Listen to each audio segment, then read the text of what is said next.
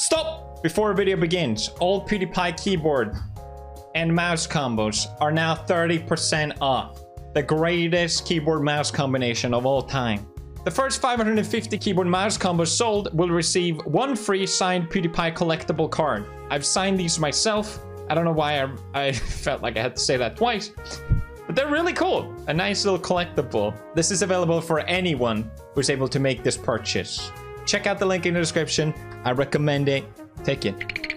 It's yours. You can type everywhere.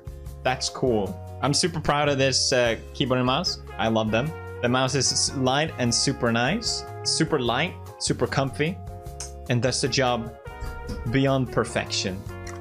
Keyboard.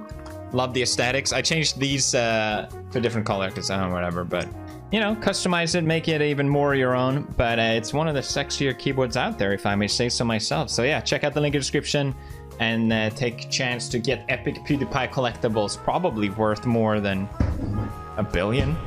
Anyway, on with the video. I like Nietzsche. Thank you. Thank you. It took me a while to get there. I reviewed his book a few years back without having read any philosophy, and yeah, well, let's not talk about that.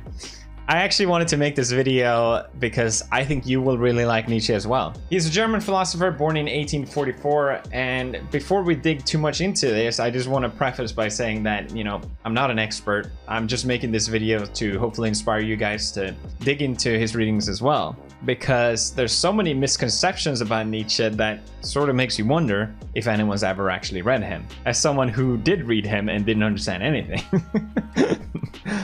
But for me, it was really fun to discover just how wrong I was with all the assumptions that I had about him.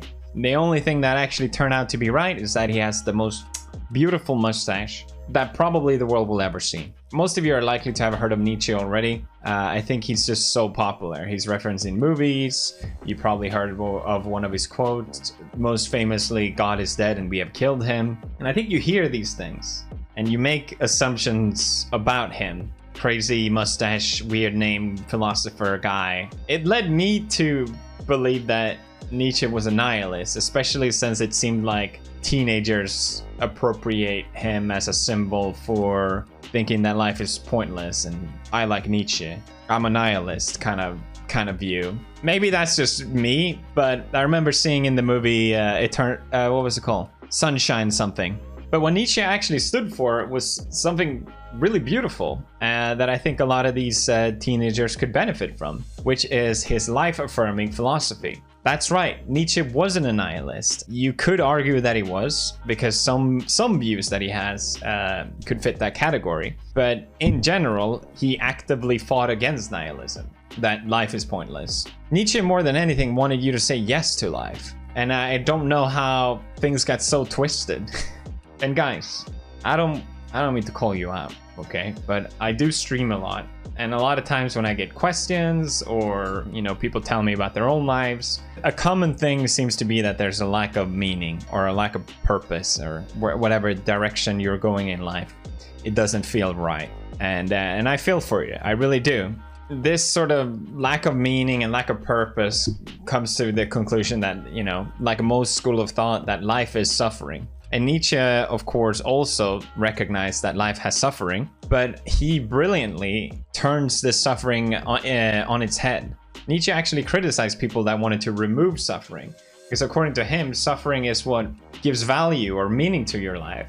Without pain, life would just be meaningless and absurd.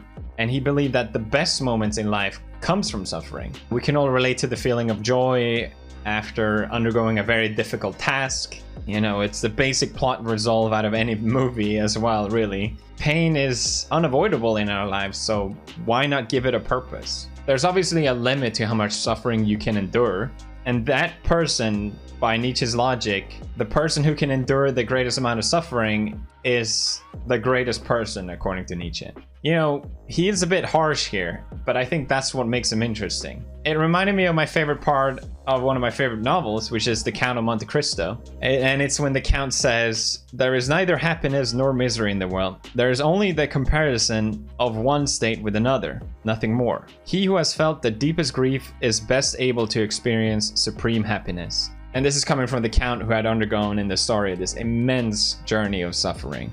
Nietzsche has written a vast library of work, and there's a ton of very interesting concepts that maybe you've heard about before, like the Übermensch, the will to power, master and slave morality.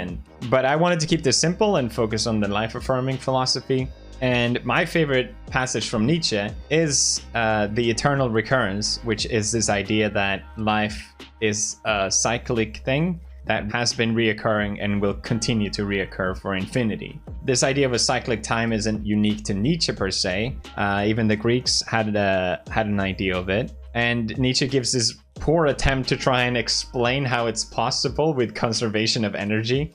But it is interesting how it is, you know, it's not theoretically impossible. We know that with parallel universes now. But it's also kind of besides the point. It's more of a test to see if you're affirming life. And it goes like this. If some day or night a demon were to steal after you into your loneliest loneliness and say to you, this life as you now live it and have lived it, you will have to live once more and innumerable times more, and there will be nothing new in it, but every pain and every joy and every thought and sigh and everything unutterably small or great in your life will have to return to you, all in the same succession and sequence. Would you not throw yourself down and gnash your teeth and curse the demon who spoke thus? Or have you once experienced a tremendous moment when you would have answered him, you are God, and never have I heard anything more divine? I have, and I'm very thankful for that. It's during my wedding when I was dancing with Marcia.